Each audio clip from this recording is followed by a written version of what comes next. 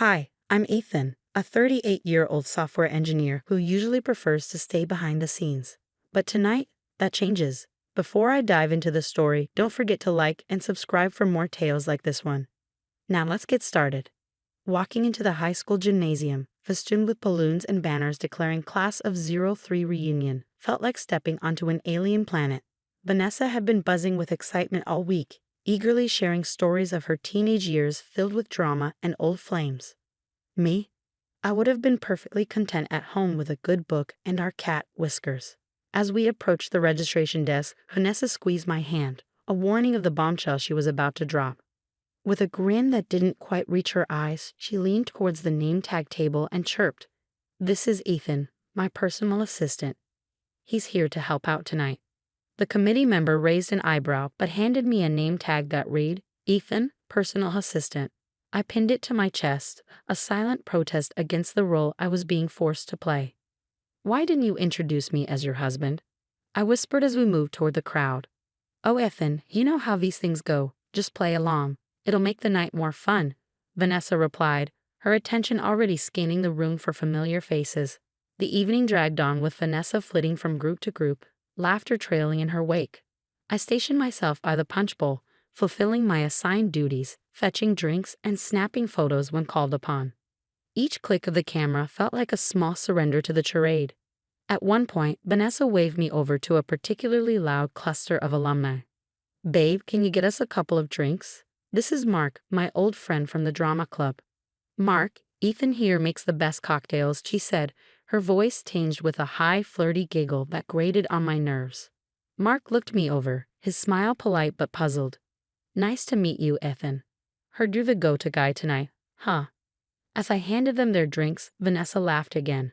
"He's the best assistant I could ask for." Retreating to the sidelines, I pulled out my phone and pretended to check emails, a mask of productivity as my mind raced. Not with codes and algorithms, but with the unsettling realization of how little I knew about the woman I had married. "Is this really your life now, Ethan?" A voice interrupted my thoughts. Turning, I found myself face to face with Jessica, another former classmate of Vanessa's, who seemed more interested in a genuine conversation than in reminiscing about high school pranks. "Yeah, tonight it seems so, but normally I'm the CEO of a tech startup. We're actually doing quite well, developing AI-driven solutions for small businesses," I explained, the truth bringing a small sense of comfort. Jessica's eyebrows shot up. "Really? That's impressive. Why on earth would Vanessa introduce you as her assistant?" Shrugging, I sipped my drink, the ice clinking against the glass like a timer counting down the evening. "I guess she thought it would make for an interesting story. Honestly, I'm just trying to make it through the night." Laughter, a perfect backdrop for the shifting dynamics of the evening, filled the air as I navigated through groups of Vanessa's classmates. The topic of my tech ventures followed closely, drawing more interest than high school memories. "Ethan, I heard you're doing some big things in the tech world." "That's really cool," Linda, a former cheerleader, remarked as she joined the circle I was chatting with. "Yeah, it's been a challenging but rewarding journey. We're actually looking to expand our team soon," I shared, enjoying the genuine curiosity from the group. "Expansion, huh? Sounds like you might need some more hands on deck. What sort of roles are you looking to fill?" Derek, another classmate, asked, leaning in with interest. "We're mostly looking for engineers and developers right now, but there's always room for talent in other areas too," I explained, noticing more people eavesdropping on the conversation. As the group digested this information, Mark made his way over, his demeanor a mix of curiosity and slight desperation. "Hey, Ethan, I couldn't help but overhear. I've been doing some acting but I'm also looking to maybe shift careers. Do you think there might be a place for me in your company?" Mark's question hung in the air, drawing a few raised eyebrows from the surrounding crowd. I gave him a friendly nod. "We can always use people with diverse backgrounds. Why don't you send me your resume and we can see if there's a potential fit?" "Really? That would be amazing." "Thanks," Mark replied, his tone filled with relief and hope. From the corner of my eye, I noticed Vanessa watching the exchange, her smile faltering as she realized the attention had shifted away from her. The tide had turned, and as Vanessa's attempts to reclaim the spotlight floundered, The reunion transformed. It became less about past glories and more about future possibilities, with me unexpectedly at the center of these new discussions. The reunion's festive noise dwindled in my rearview mirror as I drove home alone. The evening's events were playing in my mind. The quiet of the next few weeks offered a stark contrast, giving me ample time to reflect on where Vanessa and I stood. One evening, as we sat across from each other at our dining room table, Vanessa nervously stirring her tea, I decided it was time to address the elephant in the room. "Vanessa, we need to talk about the reunion," I started, my voice calm but firm. She looked up, her eyes meeting mine briefly before darting away. "I know, Ethan. I'm really sorry. I didn't mean for things to go like that. It was supposed to be a joke." "A joke?" I echoed, disbelief evident in my tone. "For the entire night, you introduced me as your personal assistant. You made me feel humiliated in front of people I didn't even know." I know what was wrong," Vanessa replied quickly, her voice rising slightly in her urgency to mend things. "I just got caught up in the moment. It won't happen again, I promise. Can we just forget it and move on?" "Forget and move on," I repeated, my patience wearing thin. "It's not just about a single night, Vanessa. It's about the lack of respect you showed, for me, for us." She reached across the table, trying to grasp my hand, but I pulled away gently. "I really am sorry, Ethan. What can I do to make it up to you?" I sighed, looking at her, really looking, and seeing the lack of genuine understanding in her gaze. "It's not about doing something to make up for it. It's about the respect we're supposed to have for each other. I felt like I didn't matter to you, like I was just there to boost your image." Vanessa's face fell, and she withdrew her hand, wrapping it around her cup. "I didn't realize it was that serious to you. I thought you'd brush it off like you do with most things." "That's the problem, Vanessa. I shouldn't have to brush off being disrespected by my own wife." The conversation lingered in the air, heavy and uncomfortable. Vanessa seemed to struggle with what to say next, her earlier facade of easy apologies crumbling under the weight of genuine scrutiny. "I don't know what else to say, Ethan. I'm sorry doesn't seem enough, but it's all I have right now."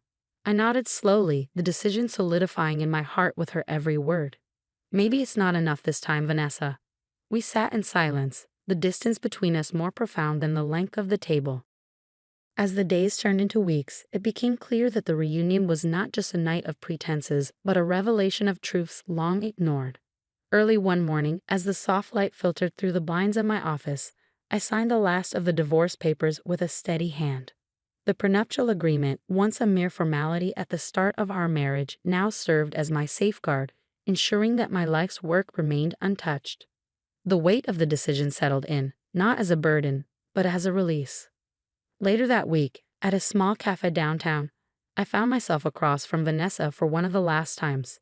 She looked hopeful, a stark contrast to the finality of the documents in my briefcase. "Ethan, isn't there any way we can work this out?"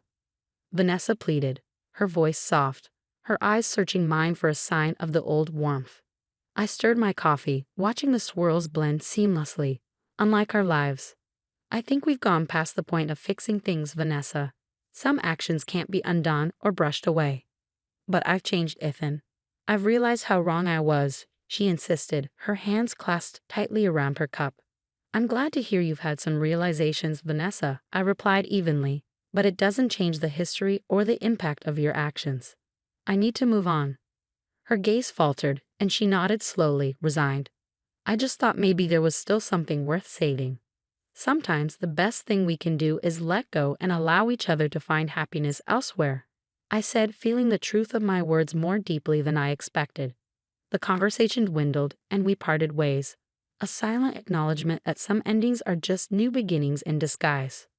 Over the following months, I immersed myself in new projects and hobbies, rediscovering passions I'd set aside during our tumultuous years together. At a tech conference, as I mingled among peers, the freedom of my new life was palpable. "How's it going, Ethan?" a colleague asked, clapping me on the shoulder. "Better than ever," I responded genuinely, the ease in my smile reflecting the peace I'd found. "It's amazing what a fresh start can do for you." Vanessa's attempts to reach out continued sporadically, but each message went unanswered. The decision to move forward alone was not made out of spite, but out of a necessity to respect my own boundaries and worth. As the conference wrapped up, I looked around at the faces of innovation and progress, my heart lighter. Life was full of challenges, but also full of opportunities for rebirth. As I walked out into the crisp evening air, I felt ready to embrace whatever came next, on my own terms. Ethan found freedom and a fresh start by standing up for his self-respect. What would you do in his situation? Would you have given Vanessa another chance or taken the same path as Ethan? Share your thoughts in the comments below. If you enjoyed the story, please like the video and consider subscribing for more content like this. Your support helps us bring more stories to life. Hey there, I'm Jenna. Before I dive into my story, don't forget to hit like and subscribe for more tales like this one. I had just turned 32 when I decided to buy my first house. A charming little place with a cozy backyard, perfect for my 2 dogs. This purchase was more than just a financial investment. It was my declaration of independence, my way of showing that I was finally in control of my own life. The day of the housewarming arrived, filled with a mix of excitement and nerves. I planned every detail meticulously, wanting this celebration to be a perfect blend of fun and formality, a true milestone. My parents were at the top of the guest list, the only family I had invited, given the complicated dynamics that extending further would have brought. As guests started arriving, the afternoon buzzed with laughter and chatter. I was in the middle of showing my college friend Lisa the renovations I had planned when the doorbell rang again. Expecting a neighbor or a late arriving friend, I opened the door with a smile. Standing there in the doorway were my mom, Carson, and his daughter, Vanessa. Carson gave me a wide grin that didn't quite reach his eyes, while Vanessa looked around my living room like she'd just stepped into a thrift shop. "Jenna, darling, I hope you don't mind us bringing a little extra company," my mom chirped, breezing past me with a flurry of apologies I barely absorbed. For a moment, I was too stunned to speak. "Mom, I thought it was just going to be us," I finally managed, my voice a mixture of confusion and irritation. "Oh honey, I knew you wouldn't mind. Carson really wanted to see your place, and Vanessa's been so excited to meet you," my mother gushed, as if she hadn't just completely disregarded my explicit guest list. As the party went on, I tried to shake off the annoyance, telling myself it could still be a good day. But I was wrong. "I would have chosen a different color here. This shade is so 2010, Vanessa sneered, loud enough for a group of my friends to hear as they toured the living room. The room fell into an awkward silence, my friends exchanging glances. I felt my cheeks heat up with a mix of embarrassment and anger. This was supposed to be my celebration, my day to shine in my new home. I couldn't let her ruin it. Turning to face Vanessa, I forced a smile. "Well, Vanessa, not all of us need to follow the latest trends to feel good about our homes.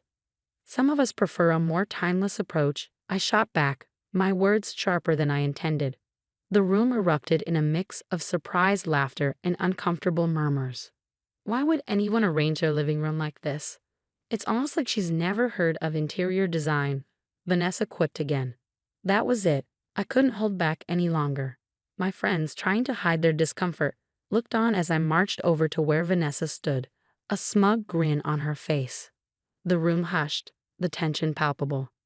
"You know, Vanessa, if you have suggestions, I'm all ears, but maybe we could discuss them without you insulting my choices in front of my guests," I said, my voice calm but firm, the challenge clear. She blinked, taken aback, then scoffed. "I'm just saying what everyone's thinking. No need to be so sensitive," she replied dismissively. But the murmurs from the crowd told me they were not, in fact, thinking anything of the sort. My friends' faces showed a mix of support and anticipation, the air thick with awkwardness, but also a hint of solidarity for my stand. Just as I thought the ordeal with Vanessa was about to blow over, my mom pulled me aside, her expression fraught with anxiety and a plea I knew all too well. "Jenna, could we talk about something in private?" she asked, her tone soft, almost apologetic. In the quiet of the hallway, away from prying eyes and ears, she dropped the bombshell. "Honey, I know this is a lot to ask, but could Vanessa possibly stay with you for a while? Just until they sort out their living situation." The request hit me like a punch. "Mom, I can't do that. This is my space, and after tonight, it's clear Vanessa and I aren't exactly compatible," I said, my voice firm. My mother's face fell, her disappointment palpable. "Jenna, she's struggling. You know how tough Carson can be on her. It would only be for a little while," she pressed, the weight of her expectation heavy on my shoulders. This was typical, her trying to bridge gaps by putting me in uncomfortable positions. but this was too much. Mom, no, I need to set boundaries. I can't have her stay here, not after how she's behaved. I'm sorry, but that's my final answer, I said, the finality in my tone unmistakable. The hurt in her eyes was something I hated to cause. But as she walked away, her shoulders slumped. I felt a mix of triumph and dread. Triumph because I had stood up for myself, dread because I knew this wasn't the end of it. As the party wound down and the last guest departed, I couldn't shake the feeling that I had just opened a new, unwelcome chapter in my life. The confrontation with Vanessa had been necessary, but it felt like I had stirred a hornet's nest. After everyone left, the house felt eerily quiet, the echoes of laughter replaced by a somber stillness. I began to clean up, the task mundane but grounding. Each plate I washed and every crumb I swept away felt like an attempt to clear the mess of the evening. Not just the physical debris, but the emotional turmoil that had spilled over. Later, as I lay in bed, the house dark and still around me, I replayed the evening in my mind. My spine tingled with apprehension at what was to come. Vanessa's smirk, Carson's disapproving glare, and my mother's disappointment haunted the edges of my thoughts. As sleep finally claimed me, I clung to the hope that perhaps the fallout wouldn't be as bad as I feared. But deep down, I knew better. This was just the beginning, and the repercussions of my refusal would ripple out farther than I could have imagined. The next morning started ordinarily enough: coffee, a quick scroll through emails, and a to-do list for the day ahead. But that normalcy shattered with a ping from my phone, a security alert from my home system. Panic tightened in my chest as I viewed the live feed. Someone was at my house. I rushed home, my mind racing with possibilities, but nothing prepared me for the scene I encountered. The locks had been changed. My key was useless against the new mechanism. Peering through the window, my blood boiled as I saw Vanessa lounging on my sofa, a smug smile on her face. "What are you doing in my house?" I shouted through the door. The door swung open, and there stood Carson, his grin wide and unwelcoming. "Oh, Jenna, we thought we'd take you up on that offer to stay after all," he sneered, his voice dripping with mock sympathy. "There was no offer, Carson. Get out of my house now," I demanded, my voice sharp with anger. Carson leaned against the doorway, his posture relaxed, a stark contrast to the tightening grip of fury in my voice. "Now, Jenna, let's not be hasty. You wouldn't want to upset your mother, would you? Remember her issues with the police?" His words hit their mark. He knew exactly how to manipulate the situation, using my mother's traumatic history with law enforcement to deter me. My mother had always been terrified of any involvement with the police, a fear born from a deeply troubling incident in her past. Carson was aware of this and wielded that knowledge like a weapon. But I couldn't let that stop me. This was my home, my sanctuary. Taking a deep breath, I pulled out my phone. "I'm calling the police, Carson. You can't just break into someone's house and change the locks," I said, my voice steady despite the turmoil inside. His smirk faltered, a flicker of uncertainty crossing his face as I dialed. Within minutes, the sound of sirens filled the street. The police arrived swiftly, their questions pointed and direct. Carson and Vanessa's attempts to spin the situation fell flat against the legal reality of their actions. "I have every right to secure my property," Carson argued, his confidence waning under the officer's unimpressed gaze. "The locks were changed without permission, and she was not notified," one officer noted, scribbling in his notebook. The law was clear, and my unwelcome guests had no leg to stand on. The eviction was quick. Carson and Vanessa were escorted out, their protests muted by the firm instructions of the police.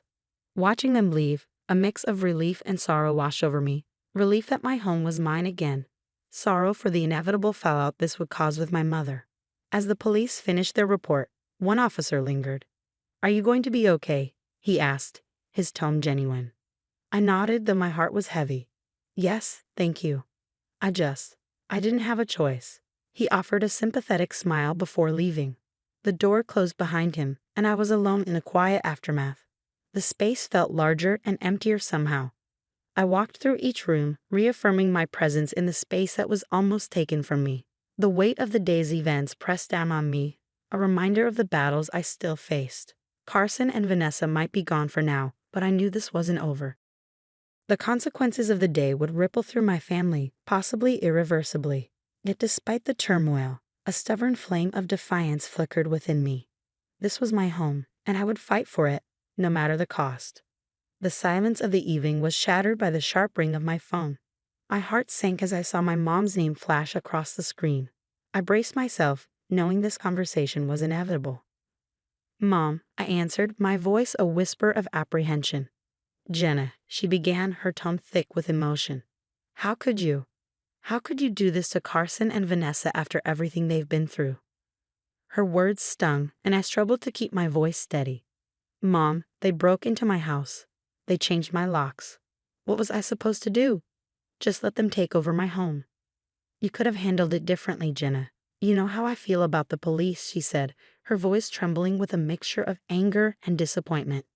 "Mom, I didn't have any other choice. They left me no choice," I said, the frustration evident in my tone. "This is my home, and I had to protect it." There was a heavy pause on the line, the weight of her next words hanging between us. "I can't believe this. I thought you understood, Jenna. I thought you cared more about your family." "I do care, Mom, but shouldn't my safety and my rights matter too? Why is it always about what I can do for others and not about what's right for me?" The questions tumbled out, fueled by years of suppressed feelings. "You just don't get it, do you?" Her voice broke, laden with a mix of anger and sorrow. "I can't support this. I can't be part of this." My throat tightened. "What are you saying?" I asked, dreading the answer. "I think it's better if we don't talk for a while. I need to think about all this." With those final words, she ended the call, leaving a silence that felt like a void. The phone slipped from my grasp, clattering to the floor. My mother, my lifelong anchor, had cast me adrift over this. I sank onto the couch, feeling the fabric of the cushions that no comfort could soften. Looking out the window, the night seemed endless.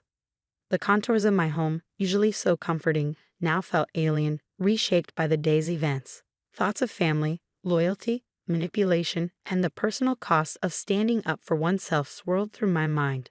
Was there a different way I could have handled things? A path that wouldn't have led to this rift? As the night drew on, I wrestled with these thoughts. Manipulation wasn't just about coercing someone. It was about making them feel guilty for standing firm. Carson had used my mother's fears against me, and now my mother was unwittingly doing the same with her disappointment. By dawn, a resolve settled over me. Protecting my emotional and psychological space was as vital as defending my physical one. The rift with my mother was painful but necessary for my growth. Standing there in the quiet morning, I knew the battle for my home was over, but the journey to reclaim my life had just begun. As the days turned into weeks, the initial sting of my mother's words dulled into a persistent ache, a constant reminder of the price of my newfound autonomy. The silence from her end was deafening, yet with each passing day, I found pieces of myself that I hadn't realized were lost in a fray of familial obligations. My home, once a battleground of invasion and conflict, slowly transformed back into the sanctuary I had envisioned. I repainted the living room, erasing the last traces of Vanessa's scornful marks. With each stroke of the brush, new locks, stronger and more secure, clicked reassuringly under my fingers, symbolizing the barriers I was learning to set. In the solitude of my reclaimed space, I discovered a resilience I had never given myself credit for. My friends and neighbors, aware of the ordeal, rallied around me. Their support was a balm to the isolation inflicted by my family's absence. Dinners, movie nights, and long walks with those who chose to stay by my side filled my days, reminding me that family isn't just about blood. It's also about who stands with you when the ground falls away. The fate of Carson and Vanessa remained a distant murmur in my life, their paths diverging from mine in the wake of the eviction. Rumors of their struggles occasionally reached me through mutual acquaintances, but they no longer held sway over my emotions. My focus was on rebuilding, on fortifying the life I chose rather than the one imposed upon me. One crisp morning, as I stood in my garden planting seeds that would one day bloom into vibrant flowers, I realized that this was what true independence felt like. Not the absence of conflict, but the presence of peace in its aftermath. The estrangement from my mother was a deep scar, one that might never fully heal, but it was also a testament to the lengths I would go to protect my peace. The journey to self-empowerment is often a solitary one, fraught with tough decisions and painful reckonings. Yet, as I looked around at the home I fought to protect, I knew it was all worth it. Here, in my own space, I was free to live life on my terms, surrounded by those who respected and supported my boundaries. This wasn't just a house, it was my declaration of independence, my claim to a life unscripted by others. Now that our story has come to an end, what would you have done if you were in Jenna's shoes? Would you prioritize family peace or personal boundaries? Hi, I'm Sarah. Before I dive into my story, please don't forget to hit the like button and subscribe for more of my life's tales. Now let's get into it. Everything changed when I was 15. My dad, the most important person in my life, passed away suddenly. He left me everything in his will, including our family home. But there was a catch. I couldn't legally claim anything until I turned 21. That's when things started going downhill with my mom, Joan. Not long after Dad's funeral, Joan brought Tom into our lives. He moved in so quickly it was like he had always been there, waiting in the wings. And he didn't come alone. He brought his 2 kids from a previous marriage, Mia and Jake. Sarah, this is Tom, and these are his children, Mia and Jake. We're all going to live together now, Joan said one evening as she introduced everyone around our old kitchen table. The room felt smaller with them there, crowded with strangers trying to smile at me. Hi, Sarah, Tom said, offering a hand I didn't feel like shaking. Mia and Jake are excited to have a big sister. Mia, about 13, gave me a timid wave, and Jake, a year younger, just nodded, busy munching on a cookie. I tried to smile back, but it felt like I was wearing a mask. As days turned into weeks, Joan's attention shifted more towards Tom and his kids. It started with small things, like Joan asking me to change my study time so Tom could watch TV in the living room. Sarah, could you maybe study in your room tonight? Tom wants to catch the game, and he likes watching it on the big screen, Joan suggested one evening, not meeting my eyes. Sure, it wasn't a big deal at first, but then it became routine. My presence felt like an inconvenience in my own house. Then came my 16th birthday. Instead of our usual celebration, Joan organized a small, quiet dinner, overshadowed by Tom's big promotion party the following weekend. Sarah, we thought we'd keep it low-key this year, with everything going on, Joan explained, avoiding my gaze as she set the table. The everything seemed to only include Tom's needs. Things escalated when Tom's idea of discipline clashed with the freedom I was used to. Sarah, your mother tells me you were out past curfew last night. Tom confronted me one evening as I entered the kitchen for a glass of water. Yeah, I was studying at a friend's, I replied, feeling the heat rise in my cheeks. Well, we need rules to maintain order. Your mom agrees that a stricter curfew is reasonable, Tom asserted, his tone final. The discussions turned into arguments, and my objections were met with cold stares from Joan and disapproving shakes from Tom. I just think it's unfair. Dad never. Sarah, Tom is just trying to help. We're a family now, and you need to start seeing him as part of it. Joan cut me off one night at dinner, her voice sharper than I remembered it ever being toward me. Feeling isolated and sidelined, my home didn't feel like mine anymore. My relationship with Joan suffered the most. It felt like she had chosen Tom and his kids over her own daughter.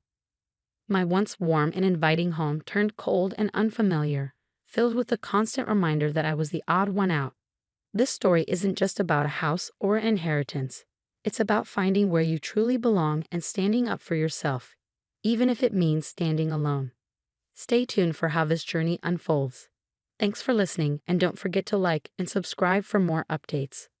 The air at home got thicker each day, like a storm was always about to break. Tom's rules multiplied, each one seeming to squeeze a bit more of my space away. The dinner table, once a place of laughter and shared stories, had become a battleground.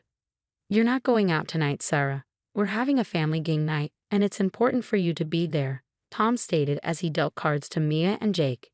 But I've had plans with Sarah for weeks. It's her birthday party, I protested, feeling my frustration bubble up. Family comes first, Sarah. You need to start prioritizing this family over your friends, Joan chimed in, her voice cold and distant. I sat down reluctantly, tossing a quick text to Sarah to apologize. The games felt forced, the laughter hollow. I couldn't shake the feeling of being an outsider in my own home. As I turned 17, things worsened. One evening, I came home to find my room rearranged. Tom stood in the doorway, a satisfied look on his face. We needed to move some of your things around to make room for Jake's new desk. He needs a quiet place to study.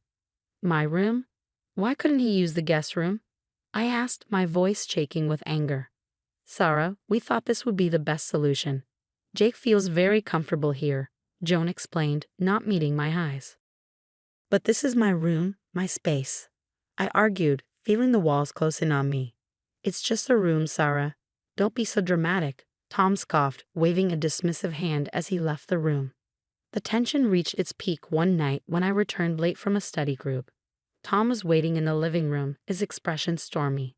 It's past midnight, Sarah. This disrespect for our rules can't continue, he said sternly. I was studying, Tom. It's my senior year, and grades matter for college. I shot back, tired of having to defend my every move. Joan and I have discussed it, and we think it's best if you find another place to stay, at least until you can respect the rules of this house. Tom delivered the final blow coldly, with Joan standing silently beside him. My heart sank. You're kicking me out just like that? It's for the best. You need to learn some responsibility, Joan added, her voice void of the warmth it once held. I packed my bags, the weight of each item sinking deep into my soul. My grandparents, ever the sanctuary, took me in without a second thought. Sarah, you're always welcome here. Let's focus on your future, away from all this tension, my grandmother said as she helped me settle into their house, a stark contrast to the coldness I'd left behind.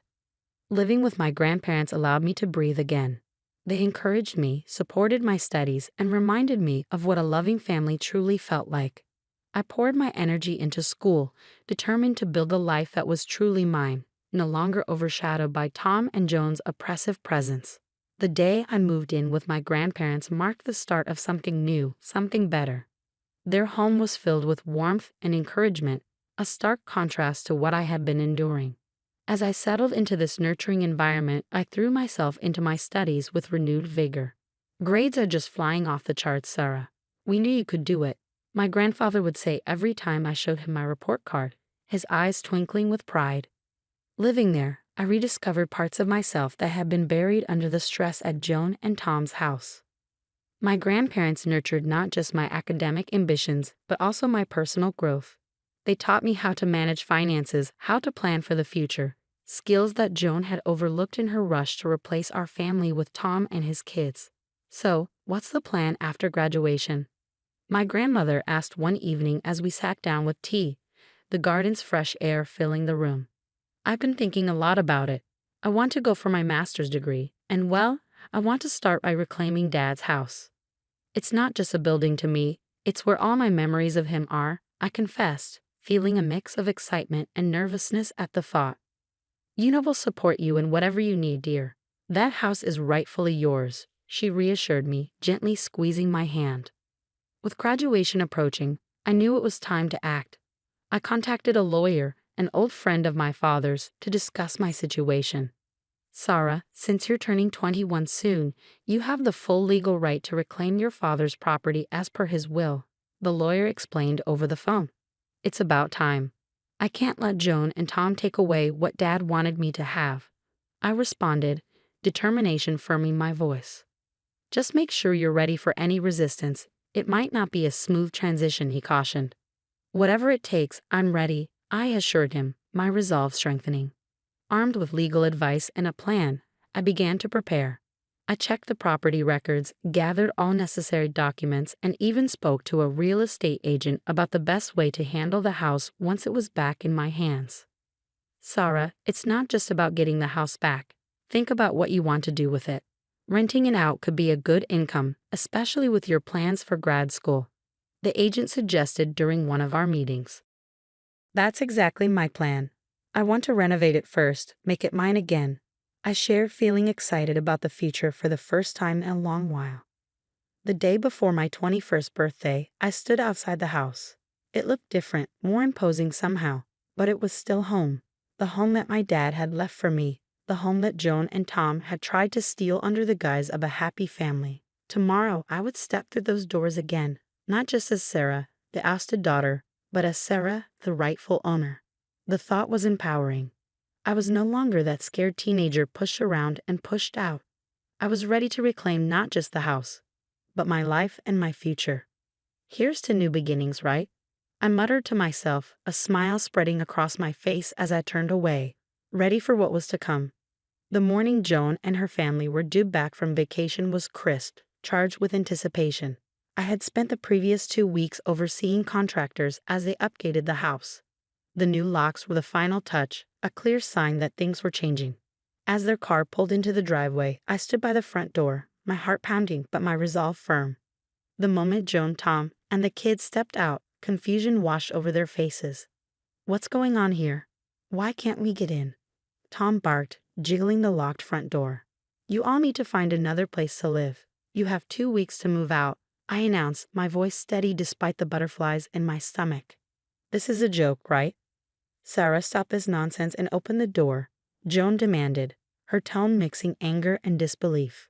"It's no joke, Joan. I'm the legal owner of this house, and I've decided it's time for me to take it back. But this is our home. Where are we supposed to go?"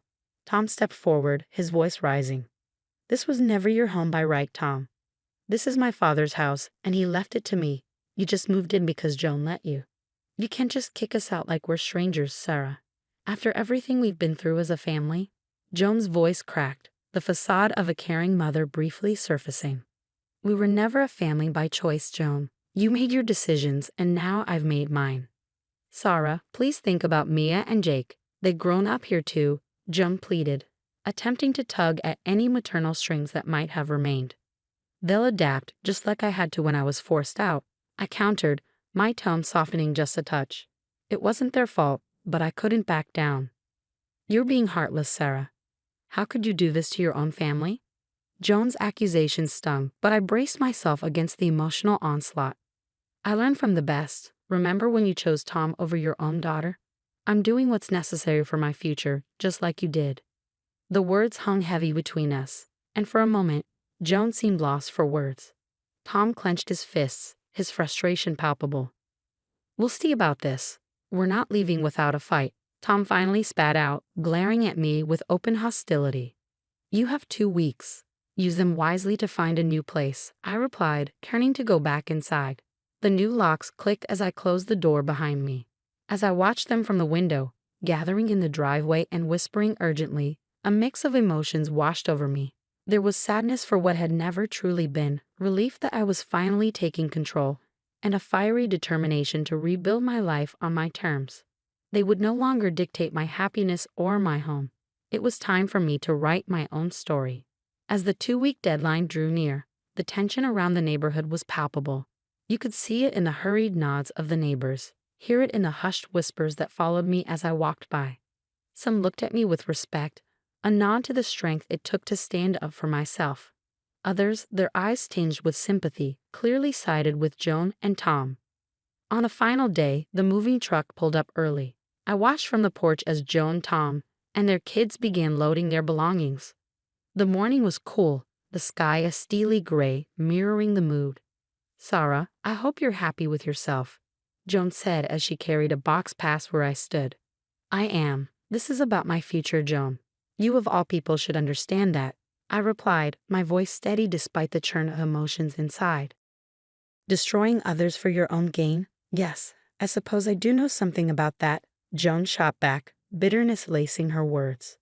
"I'm not destroying anyone. I'm reclaiming what's mine. You had every chance to do things differently." As they continued to move their things, Mia approached me, her eyes uncertain, flickering with a mix of resentment and sadness. "This was my home too, Sarah. It's not fair," she said, her voice barely above a whisper. "I know it feels that way, and I'm sorry you're caught in this. But this house is all I have left of my dad. I need to do this for him and for me." Mia nodded slowly, looking back at the house, then at her feet. "I guess I get it. I just wish it didn't have to be this way." "I wish that too," I admitted, feeling a pang of sympathy for her. She was just a kid caught in the crossfire of adult decisions. Tom came out with the last of their suitcases, his face hard, his eyes avoiding mine. "Hope you find what you're looking for, Sarah." "Really?" he said, sarcasm dripping from every word. "I already have," I responded quietly, turning back to the house. As they drove away, the house was empty now, quieter than it had ever been. As I walked through the rooms, each corner, each shadow held a memory of my dad, of my childhood before the world had shifted beneath my feet. It felt like I was seeing it all for the first time again. I spent the day cleaning and rearranging, turning the house back into a home, my home. The walls echoed with the possibility of new beginnings, of dreams yet to be dreamed. The weight of the past few years, the battles fought and won, began to lift. I was free from the toxicity that had once threatened to define my life. As I stood in the backyard looking at the garden that my dad and I had once tended together, I felt a deep sense of closure. "I did it, Dad," I whispered into the wind, a smile breaking through. "We did it." And with that, I turned back toward the house, ready to step into a future that was entirely my own, forged from resilience and the courage to stand my ground. The bitterness and harsh judgments no longer mattered. I was home, and I was free. The story of Sarah reclaiming her life and her home has come to an end. Now I have a question for you all. Was Sarah justified in taking back her house and displacing her mother and Tom, considering they had made it their home too? What would you have done in her place?